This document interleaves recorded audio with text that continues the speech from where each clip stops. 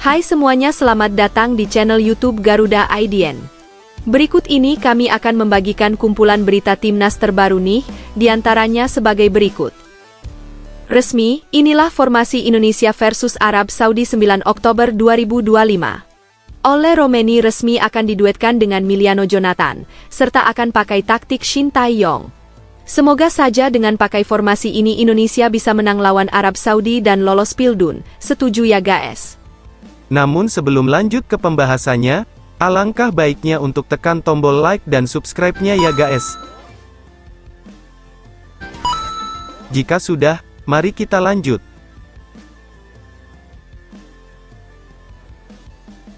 Timnas Indonesia kembali bersiap menghadapi dua laga krusial pada ronde keempat kualifikasi Piala Dunia 2026. Pertandingan pertama melawan Arab Saudi dihelat 9 Oktober 2025, disusul Irak pada 10 Oktober. Meski kini dilatih Patrick Kluivert, banyak pihak menilai bahwa strategi khas Shin Tae-yong tetap menjadi pola terbaik. Bedanya, kali ini skuad didominasi pemain naturalisasi dengan kualitas grade A. Kemenangan timnas Indonesia atas Arab Saudi lalu membuktikan bahwa taktik Shin Tae-yong sangat efektif. Dulu, meskipun strikernya hanya Marcelino saja sudah bisa menang, apalagi dengan pemain naturalisasi yang sekarang. Formasi ini diharapkan bisa mengulangi hasil positif atas Arab, namun dengan variasi serangan lebih segar. Dengan pola 5-3-2 ini, Garuda Merah Putih diyakini masih mampu mengejutkan lawan yang secara nama jauh lebih diunggulkan. Berikut ulasan line up yang akan diturunkan. Pertama, Emil Audero dipercaya untuk mengamankan gawang. Audero merupakan kiper berpengalaman yang kini bermain di Serie A. Refleksnya tajam, terbukti dari catatan penyelamatan gemilang di awal musim bersama Cremonese. Kehadirannya bukan hanya soal shot stopping, tetapi juga ketenangan dalam mengatur lini belakang. Emil piawai membangun serangan lewat distribusi bola yang akurat. Hal ini krusial ketika tim bermain dengan 5 back, sebab aliran bola dari kiper menentukan transisi. Selain itu, pengalamannya menghadapi striker top Eropa memberi rasa aman bagi tim. Emil diharapkan mampu meredam gelombang serangan Arab Saudi yang terkenal cepat, sekaligus menjaga konsistensi tim di momen-momen kritis. Beralih ke posisi back, di sini akan ada 5 pemain sekaligus. Untuk posisi jantung pertahanan ada Jai Itzes, Rizky Ridho, dan Kevin Dix. Sebagai bek tengah utama, Jai Itzes menjadi tulang punggung pertahanan. Karirnya di Sassuolo Serie A membuatnya terbiasa menghadapi striker kelas dunia. Jai unggul dalam duel udara, membaca pergerakan lawan, serta disiplin menjaga posisi. Ia juga bisa menginisiasi serangan lewat umpan progresif. Dalam formasi 5 back, Jai berperan sebagai pemimpin lini belakang yang mengorganisasi rekan setimnya. Ketenangan Itzes sangat membantu menutup ruang ketika tim menghadapi tekanan tinggi dari lawan. Kehadirannya membuat pertahanan Garuda lebih solid, terutama dalam mengantisipasi bola mati yang sering menjadi senjata utama Arab Saudi dan Irak. Kemudian, Rizky Ridho tetap menjadi salah satu pilar lokal yang dipercaya mengawal jantung pertahanan. Walau berlaga di liga domestik, mentalnya tidak kalah dengan pemain naturalisasi. Ridho dikenal agresif dalam duel 1 lawan 1 serta mampu melakukan tackle bersih di area berbahaya. Dia juga punya naluri membaca arah bola dengan baik sehingga sering memotong serangan lebih awal. Dalam formasi ini, Ridho akan sering berhadapan langsung dengan striker lawan, sehingga keberaniannya menjadi kunci. Selain itu, kemampuannya dalam situasi bola mati bisa memberikan tambahan ancaman ke gawang lawan. Berikutnya ada Kevin Dix yang berperan sebagai bek tengah fleksibel yang mampu mengisi berbagai posisi. Dengan pengalaman bermain di Eropa, terutama di kompetisi Belanda, ia dikenal disiplin sekaligus lihai naik membantu serangan. Dalam skema ini, Dix ditempatkan untuk memperkuat distribusi bola dari lini belakang. Dia bisa mengirim umpan terukur ke lini tengah maupun langsung ke winger. Keunggulan fisiknya juga membuatnya sulit dilewati dalam duel. Kombinasi teknik dan kekuatan menjadikan Dix pemain yang serbaguna, sangat penting dalam menghadapi tim seperti Arab Saudi yang sering mengandalkan variasi serangan. Di posisi bek kiri, Verdong menghadirkan keseimbangan antara bertahan dan menyerang. Pemain Lille ini dikenal memiliki stamina luar biasa serta umpan silang akurat. Dengan pola 5 back, Verdong bisa naik lebih jauh tanpa khawatir meninggalkan ruang kosong, karena ada 3 back tengah yang menutup. Keberaniannya maju sering membuka opsi tambahan serangan dari flank. Ia juga disiplin menutup ruang, sehingga bisa meminimalisir serangan balik lawan dari sisi kanan. Kombinasi kecepatan dan kemampuan bertahan membuat Verdonk menjadi salah satu senjata Garuda di lini sayap. Dan di posisi bek kanan ada Sandy Walsh. Walsh yang biasa bermain sebagai bek kanan, adalah tipikal pemain serba bisa. Ia dapat menjadi bek sayap klasik maupun masuk ke tengah membantu gelandang. Kelebihannya terletak pada kecerdasan membaca permainan dan fleksibilitas peran. Saat menyerang, Walsh mampu melakukan overlap cepat dan mengirim umpan silang akurat. Ketika bertahan, ia jarang panik dan selalu berada di posisi tepat. Kehadiran Walsh di sisi kanan memberi keseimbangan yang dibutuhkan, apalagi menghadapi lawan dengan serangan sayap tajam. Beralih ke lini tengah, ada 3 pemain yang siap mendistribusikan bola. Yakni ada Joe Pelupessy, Tom Haye, dan Ricky Kambuaya. Sebagai gelandang bertahan, Pelupessy merupakan jangkar utama yang melindungi lini belakang. Pemain yang berpengalaman di Belanda ini unggul dalam intersepsi dan distribusi bola sederhana namun efektif. Perannya krusial dalam menjaga stabilitas tim, karena ia menjadi penghubung antara bek dan gelandang kreatif. Keuletan Pelupessy membuat lawan kesulitan mencari ruang di lini tengah.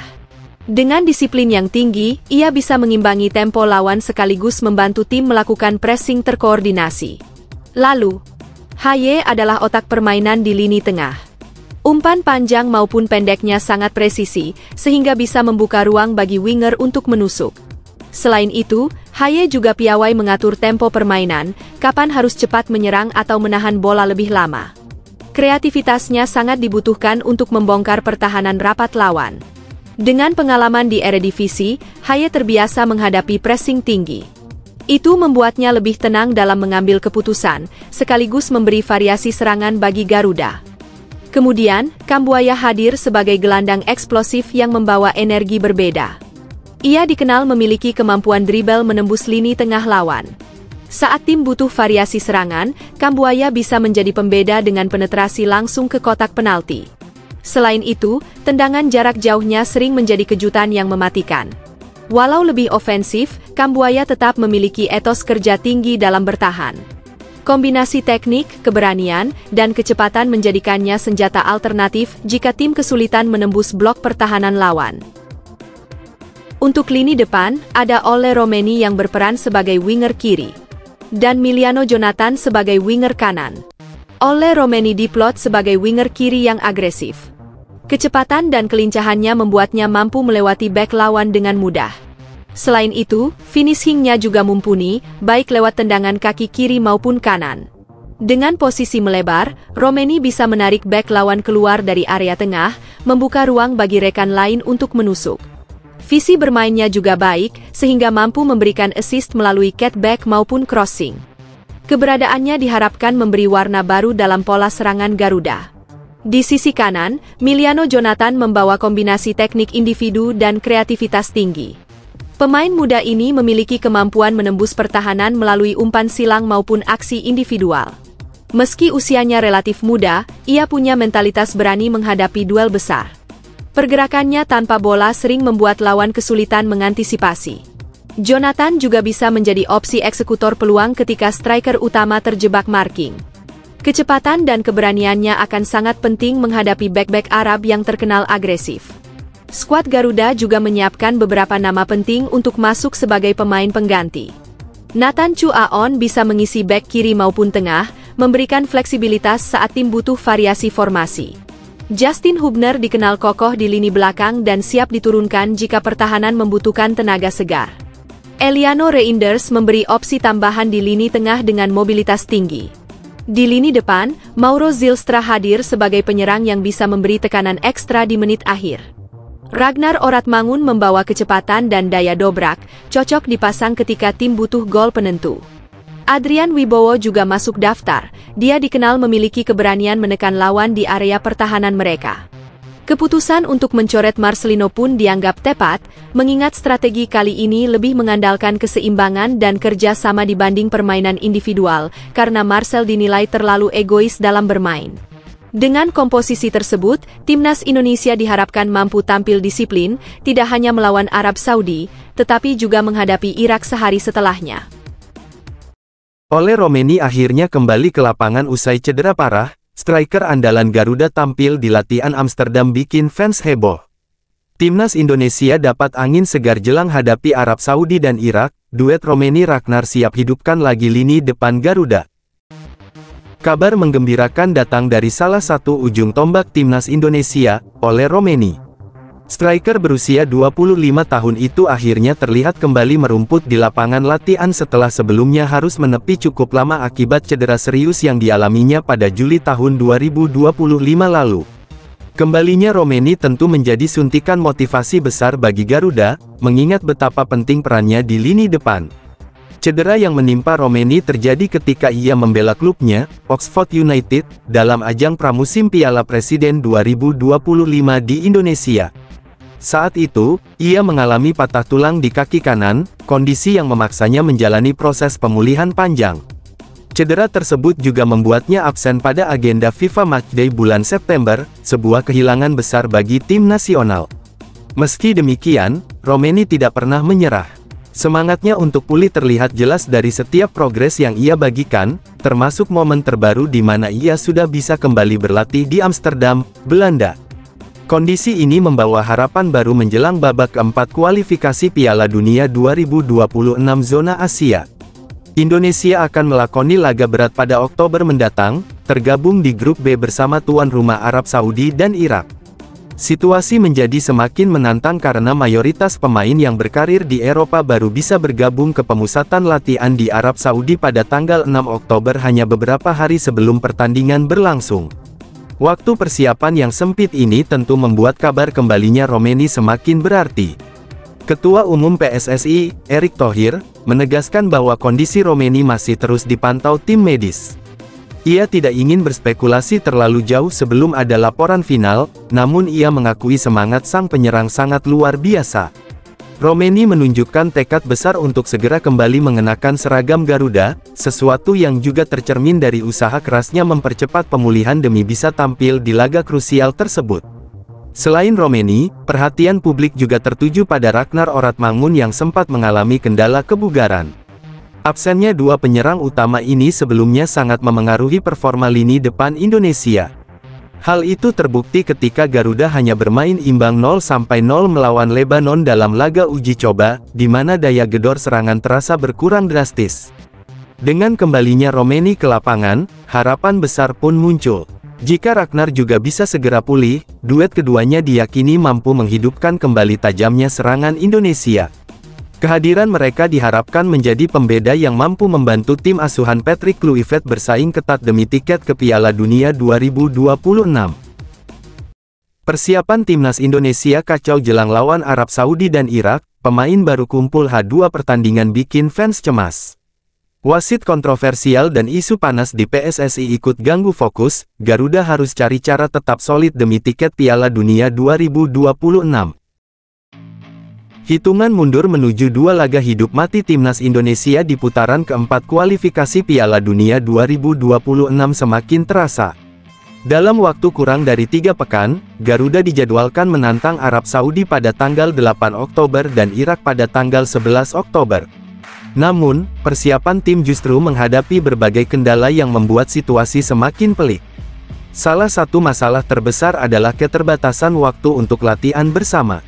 Mayoritas pemain yang berkarir di Eropa maupun kompetisi domestik baru bisa bergabung pada tanggal 6 Oktober hanya 2 hari sebelum bentrokan pertama melawan Arab Saudi. Kondisi ini menimbulkan kekhawatiran karena lawan yang dihadapi bukan tim sembarangan.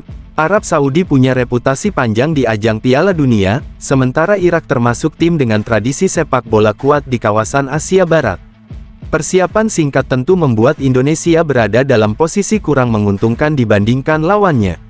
Selain persoalan teknis, isu perwasitan juga menjadi perbincangan hangat.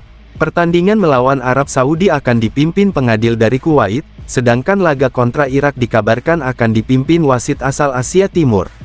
Sosok yang terakhir disebut cukup kontroversial karena pernah memimpin final Piala Asia 2023 yang syarat drama, termasuk keputusan memberi 3 penalti untuk Qatar. Hal ini memunculkan kekhawatiran bahwa Indonesia akan menghadapi tantangan bukan hanya dari lawan, melainkan juga dari keputusan wasit. Meski demikian, sebagian kalangan mengingatkan agar isu wasit berat sebelah tidak dijadikan alasan yang melemahkan fokus tim. Konsentrasi penuh tetap harus diarahkan pada persiapan dan strategi, bukan pada faktor eksternal yang sulit dikendalikan. Di sisi lain, dinamika internal PSSI juga ikut mencuri perhatian. Status Ketua Umum Erick Thohir masih ramai diperbincangkan setelah muncul kabar adanya kemungkinan perubahan posisi, meski semuanya masih menunggu kepastian dari FIFA. Situasi ini sedikit banyak bisa memengaruhi atmosfer menjelang pertandingan penting. Namun, ada juga langkah positif yang patut diapresiasi. Federasi bersama operator kompetisi telah memutuskan untuk menghentikan sementara pekan ke-8 Liga 1. Kebijakan ini memberi ruang bagi pemain-pemain yang berkompetisi di dalam negeri untuk segera fokus ke tim nasional. Dengan tambahan waktu tersebut, diharapkan setidaknya ada sedikit keuntungan bagi skuad Garuda dalam membangun kekompakan sebelum bertarung di Arab Saudi. Meski banyak tantangan, peluang Indonesia tetap terbuka. Keberhasilan menjaga mentalitas dan memanfaatkan setiap celah persiapan akan menjadi kunci untuk menghadapi dua laga berat ini. Patrick Kluivert bawa 30 pemain timnas Indonesia ke Arab Saudi, antisipasi lawan berat dan jadwal super padat di kualifikasi Piala Dunia 2026. Ole Romeni bisa geser Mauro Zelstra jika pulih dari cedera. Garuda siap tempur hadapi Arab Saudi dan Irak dengan skuad tebal. Patrick Kluivert telah menyiapkan rencana besar dengan memanggil sebanyak 30 pemain untuk menghadapi laga penting timnas Indonesia di babak keempat kualifikasi Piala Dunia 2026 zona Asia. Skuad Garuda akan berhadapan dengan Arab Saudi pada tanggal 9 Oktober lalu hanya berselang 3 hari bersua Irak pada tanggal 12 Oktober. Padatnya jadwal ini membuat pelatih asal Belanda tersebut tidak ingin mengambil risiko dengan membawa jumlah pemain yang minim. Meski regulasi hanya mengizinkan 23 nama masuk ke daftar susunan pemain di setiap laga, Kluivert diperkirakan tetap membawa lebih dari itu. Alasannya sederhana, yakni sebagai langkah antisipasi jika ada pemain yang mengalami cedera atau tidak fit. Strategi ini dianggap wajar, mengingat laga yang dijalani sangat berat dan berlangsung dalam waktu yang berdekatan. Dengan membawa skuad gemuk, Kluivert berharap bisa menjaga kedalaman tim tetap terjaga. Jika melihat komposisi, besar kemungkinan ia tetap mengandalkan pemain yang sebelumnya dipanggil pada FIFA Matchday September tahun 2025. Kala itu, Indonesia menurunkan 27 pemain untuk melawan Taiwan dan Lebanon. Di tengah persiapan, ada tambahan 3 nama yakni Miliano Jonathans, Mauro Zelstra, dan Adrian Wibowo. Dengan demikian, mayoritas pemain yang sudah mengenal sistem permainan Kluivert diprediksi akan kembali masuk ke daftar. Salah satu hal yang paling menarik perhatian adalah kondisi Ole Romeni. Penyerang Oxford United tersebut sebelumnya harus menepi karena cedera patah tulang. Namun, kabar terbaru menyebutkan ia berpeluang pulih pada pertengahan bulan ini. Jika benar-benar kembali bugar, Romeni hampir pasti akan menjadi pilihan utama di lini depan Garuda. Situasi ini bisa saja membuat Mauro Zelstra kehilangan tempat, mengingat Romeni memiliki pengalaman dan kualitas yang lebih teruji. Akan tetapi, bila pemulihan Romeni belum sepenuhnya selesai, maka Mauro tetap memiliki peluang besar untuk dipanggil. Kluivert jelas membutuhkan sosok alternatif di posisi penyerang agar daya gedor Indonesia tidak berkurang. Apalagi lawan yang dihadapi adalah tim-tim dengan pertahanan solid dan pengalaman panjang di level internasional. Pada akhirnya, harapan terbesar adalah seluruh pemain yang mendapat kesempatan panggilan mampu memberikan kontribusi maksimal. Kluivert sendiri diyakini tidak akan melakukan banyak perubahan, lebih memilih konsistensi dengan skuad yang sudah terbentuk. Dengan begitu, chemistry antar pemain bisa tetap terjaga meski persiapan waktu sebelum laga relatif singkat. Para pendukung tentu berharap daftar 30 pemain ini benar-benar mampu menjawab tantangan, sehingga Indonesia bisa tampil percaya diri saat menghadapi Arab Saudi dan Irak di kualifikasi yang penuh tekanan ini. Erick Thohir resmi jadi Menpora baru, sinergi dengan PSSI bikin jalan naturalisasi pemain makin mulus. Target Indonesia tembus Piala Dunia 2026 kini bukan sekadar mimpi, dukungan pemerintah dan federasi siap all out. Kabar besar datang dari dunia olahraga Indonesia. Erick Thohir, sosok yang selama ini menjabat sebagai Ketua Umum PSSI, kini resmi dilantik menjadi Menteri Pemuda dan Olahraga, Menpora pada Rabu, tanggal 17 September tahun 2025. Keputusan ini sontak menjadi perbincangan hangat, terutama karena posisinya yang strategis di dua institusi penting sekaligus. Publik pun bertanya-tanya, apakah peran ganda ini akan membuat langkah timnas Indonesia menuju Piala Dunia 2026 semakin terbuka lebar. Sebagai Ketua Umum PSSI, Erick sudah dikenal aktif memperkuat tim nasional dengan mendatangkan sejumlah pemain keturunan yang memiliki kualitas mumpuni. Kini, dengan tambahan wewenang sebagai Menpora, jalannya untuk melakukan berbagai terobosan bisa menjadi lebih mulus. Ia tidak hanya bisa mengatur arah kebijakan sepak bola dari dalam federasi, tetapi juga punya akses langsung terhadap dukungan pemerintah. Kombinasi kekuatan ini tentu membuka peluang lebih besar untuk menghadirkan amunisi baru bagi Garuda. Salah satu isu yang paling sering disorot adalah kebutuhan akan tambahan pemain naturalisasi. Timnas Indonesia memang sudah mengalami peningkatan pesat, namun untuk bersaing di putaran keempat kualifikasi Piala Dunia 2026, kualitas skuad perlu semakin diperkuat. Dengan posisinya sekarang, Erick punya ruang gerak lebih luas untuk meyakinkan talenta diaspora agar mau memilih Indonesia. Dukungan administratif dan politik yang biasanya rumit bisa dipercepat berkat kewenangannya di pemerintahan. Tidak hanya soal pemain, sinergi antara PSSI dan Kemenpora diyakini akan membawa dampak positif di bidang lain. Fasilitas kompetisi seperti Liga 1 dan Liga 2 bisa mendapatkan perhatian lebih, baik dari sisi regulasi maupun pendanaan. Dengan begitu, pembinaan sepak bola tidak hanya berfokus pada tim nasional, tetapi juga mengakar hingga ke level klub. Visi dan misi besar PSSI pun akan lebih mudah selaras dengan kebijakan negara. Harapan publik tentu cukup tinggi. Dengan peran ganda ini, banyak pihak optimistis target jangka panjang Indonesia untuk menembus Piala Dunia 2026 tidak lagi sekadar mimpi.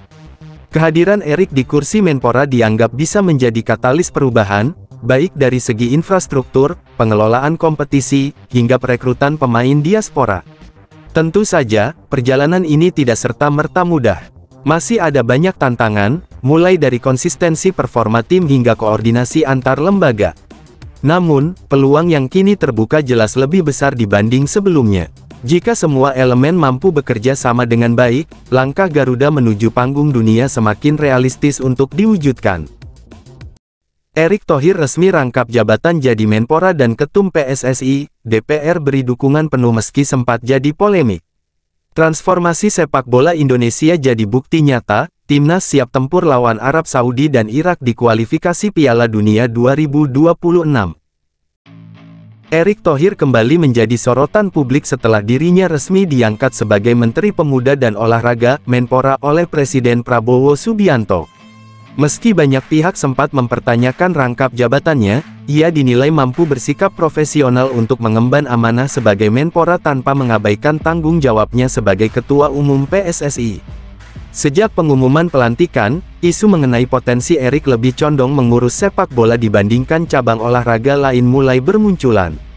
Kekhawatiran itu muncul karena sepak bola adalah olahraga terbesar di tanah air, dan posisi Erick di PSSI sangat strategis. Namun, ia sudah menegaskan bahwa segala keputusan terkait status rangkap jabatan tetap mengacu pada regulasi FIFA. Jika FIFA mengharuskannya mundur dari kursi Ketua Umum PSSI, ia menyatakan siap untuk mengikuti aturan tersebut. Di tengah polemik itu, dukungan justru datang dari kalangan legislatif. Wakil Ketua Komisi X DPR RI, lalu Hardian Irvani, secara terbuka menyampaikan apresiasi terhadap Erick. Menurutnya, pria asal Jakarta itu memiliki kapasitas mumpuni untuk memegang dua posisi penting secara bersamaan. Dengan rekam jejak yang jelas dalam memimpin federasi sepak bola, ia dianggap mampu membawa perubahan tidak hanya untuk sepak bola, tetapi juga untuk olahraga nasional secara keseluruhan. Hardian menilai transformasi yang telah dilakukan Erick di dunia sepak bola sudah terlihat nyata. Salah satu pencapaian besar adalah keberhasilan timnas Indonesia menembus putaran keempat kualifikasi Piala Dunia 2026, sebuah prestasi yang sebelumnya sulit dibayangkan. Keberhasilan itu memperlihatkan arah baru dalam pengelolaan sepak bola yang lebih profesional dan modern. Momentum positif ini dianggap bisa menjadi modal kuat bagi Erik untuk menjalankan perannya sebagai Menpora.